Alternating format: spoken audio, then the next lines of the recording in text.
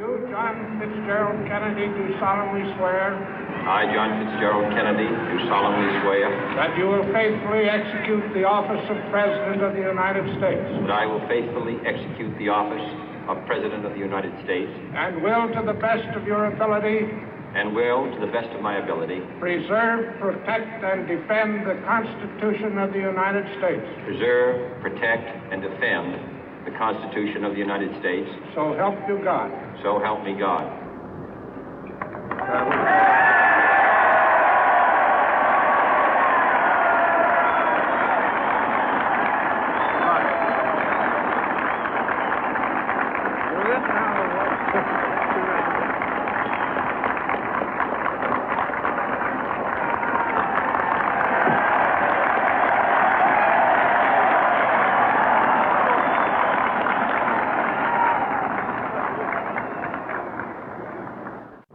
Vice President Johnson, Mr. Speaker, Mr. Chief Justice, President Eisenhower, Vice President Nixon, President Truman, Reverend clergy, fellow citizens. We observe today not a victory of party, but a celebration of freedom, symbolizing an end as well as a beginning, signifying renewal as well as change. For I have sworn before you and Almighty God the same solemn oath our forebears prescribed nearly a century and 3/4 ago. The world is very different now, for man holds in his mortal hands the power to abolish all forms of human poverty and all forms of human life. And yet the same revolutionary beliefs for which our forebears fought are still at issue around the globe.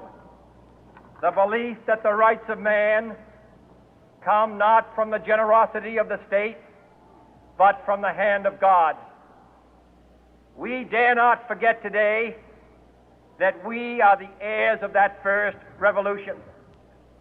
Let the word go forth from this time and place to friend and foe alike that the torch has been passed to a new generation of Americans born in this century, tempered by war, disciplined by a hard and bitter peace, proud of our ancient heritage, and unwilling to witness or permit the slow undoing of those human rights to which this nation has always been committed and to which we are committed today at home and around the world.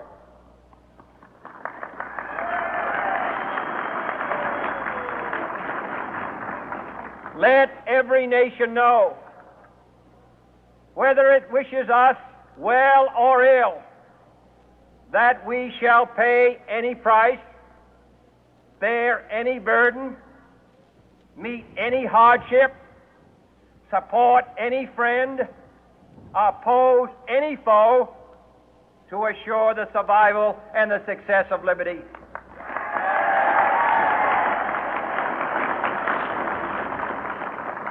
This much we pledge and more.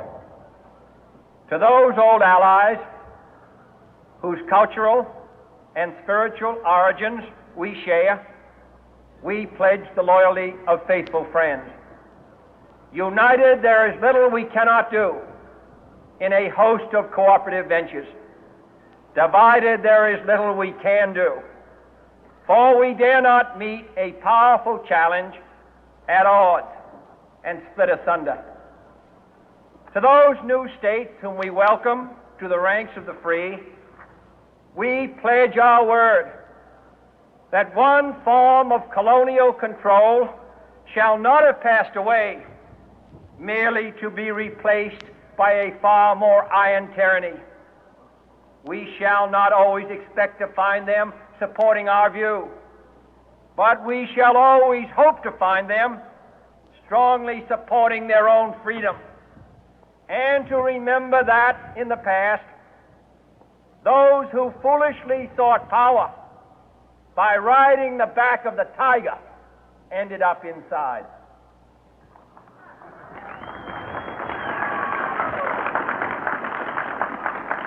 To those people in the huts and villages of half the globe struggling to break the bonds of mass misery, we pledge our best efforts to help them help themselves for whatever period is required, not because the communists may be doing it, not because we seek their votes, but because it is right. If a free society cannot help the many who are poor, it cannot save the few who are rich.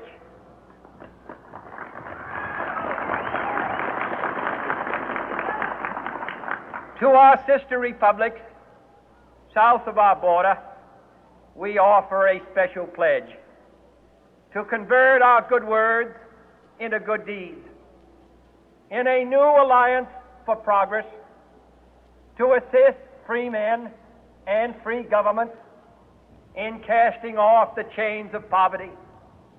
But this peaceful revolution of hope cannot become the prey of hostile powers. Let all our neighbors know that we shall join with them to oppose aggression or subversion anywhere in the Americas. And let every other power know that this hemisphere intends to remain the master of its own house.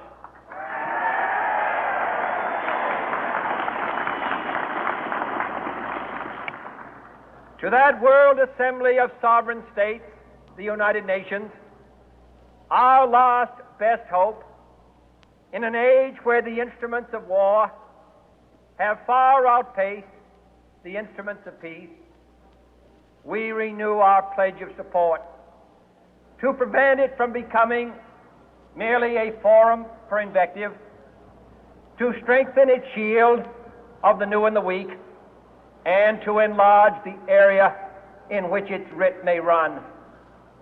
Finally, to those nations who would make themselves our adversary, we offer not a pledge, but a request that both sides begin anew the quest for peace. Before the dark powers of destruction, unleashed by science, engulf all humanity in planned or accidental self-destruction, we dare not tempt them with weakness, for only when our arms are sufficient beyond doubt can we be certain beyond doubt that they will never be employed.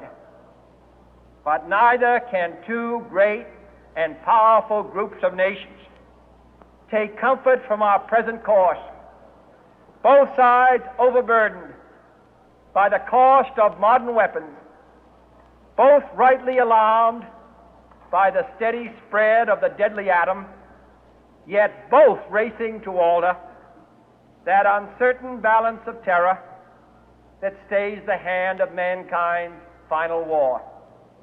So let us begin anew, remembering on both sides that civility is not a sign of weakness, and sincerity is always subject to proof. Let us never negotiate out of fear, but let us never fear to negotiate.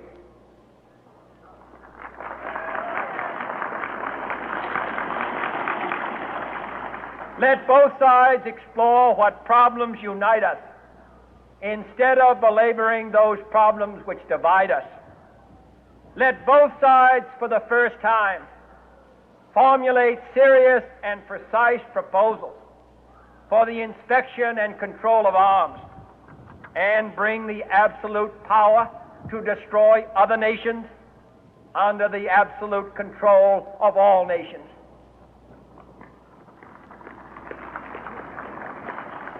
Let both sides seek to invoke the wonders of science instead of its terrors. Together, let us explore the stars, conquer the deserts, eradicate disease, tap the ocean depths, and encourage the arts and commerce. Let both sides unite to heed in all corners of the earth the command of Isaiah to undo the heavy burden and let the oppressed go free. And if a beachhead of cooperation may push back the jungle of suspicion, let both sides join in creating a new endeavor, not a new balance of power, but a new world of law, where the strong are just and the weak secure and the peace preserved. All this will not be finished in the first 100 days, nor will it be finished in the first 1,000 days, nor in the life of this administration, nor even perhaps in our lifetime on this planet. But let us begin.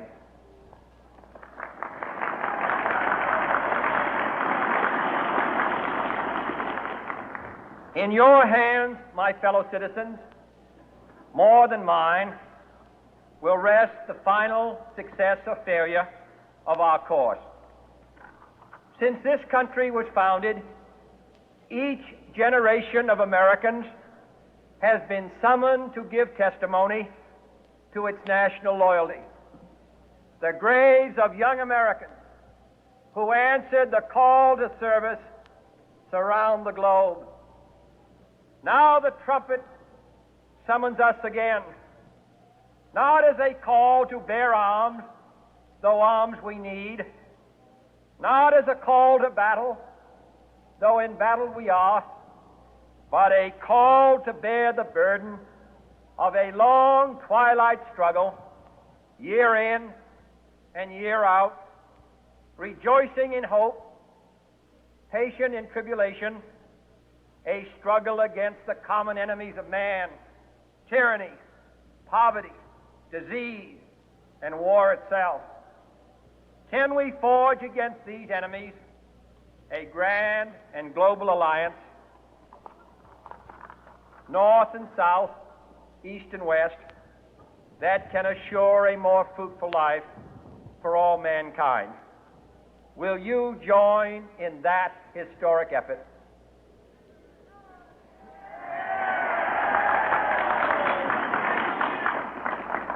In the long history of the world, only a few generations have been granted the role of defending freedom in its hour of maximum danger.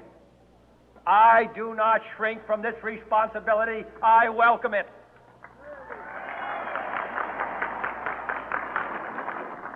I do not believe that any of us would exchange places with any other people or any other generation.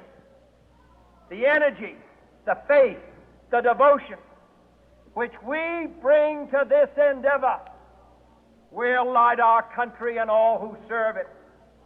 And the glow from that fire can truly light the world.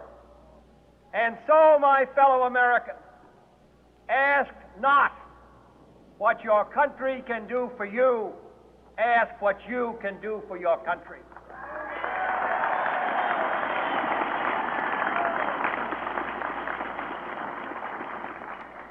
My fellow citizens of the world, ask not what America will do for you, but what together we can do for the freedom of man.